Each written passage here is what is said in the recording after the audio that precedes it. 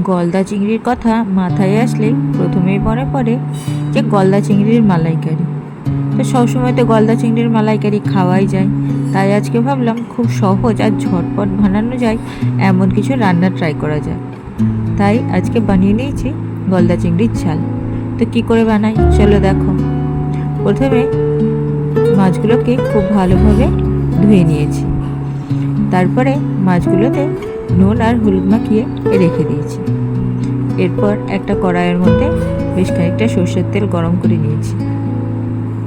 তেলটা ভালোভাবে গরম হয়ে গেলে এবার এক এক করে মাছগুলোকে দিয়ে দেবো, দিয়ে উল্টে পাল্টে লাল লাল করে ভেজে নেব।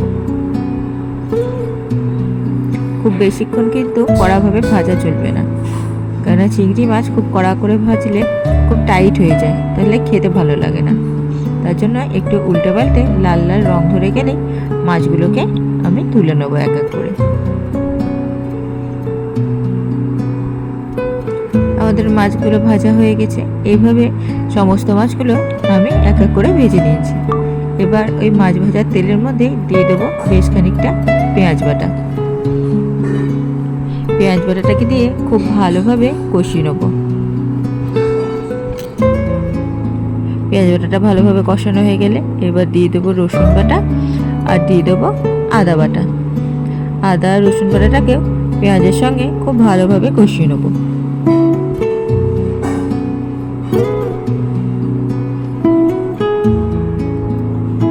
পেঁয়াজ আদা রসুনটা ভালোভাবে কষানো হয়ে গেলে ওর মধ্যে দিয়ে দেবো টুকরো করে কেটে রাখা টমেটো।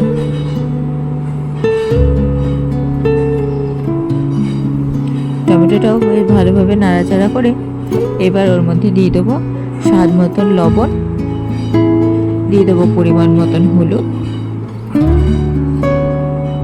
এবার হলুদ লবণটাকে দিয়ে খুব ভালোভাবে মশলাটা আমি কষাবো। এবার ওর মধ্যে দিয়ে দেবো ঝালের জন্য শুকনো লঙ্কা গুঁড়ো। শুকনো লঙ্কা গুঁড়োটা দিয়েও খুব ভালোভাবে কষাবো।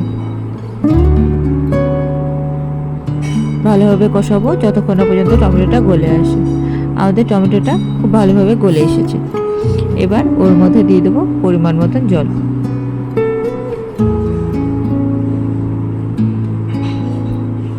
জলটা দিয়ে এবার দিয়ে দেবো আমি কিছুটা গরম মশলা গুঁড়ো। গরম মশলা গুঁড়োটাকে ঝোলের সঙ্গে ভালোভাবে মিশিয়ে নেব। এবার দিয়ে দেবো এক এক করে আগে থেকে ভেজে রাখা চিংড়ি মাছগুলো।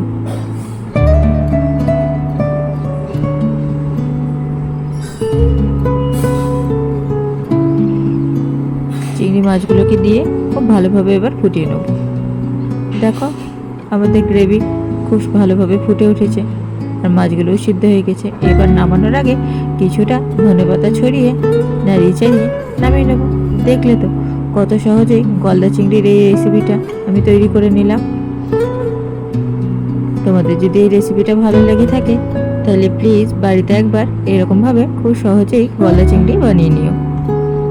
আর আমার রান্নাগুলো যদি তোমাদের ভালো লাগে তাহলে প্লিজ চ্যানেলটাকে লাইক শেয়ার আর একটা সাবস্ক্রাইব করে রেখে দিও। Thanks for watching.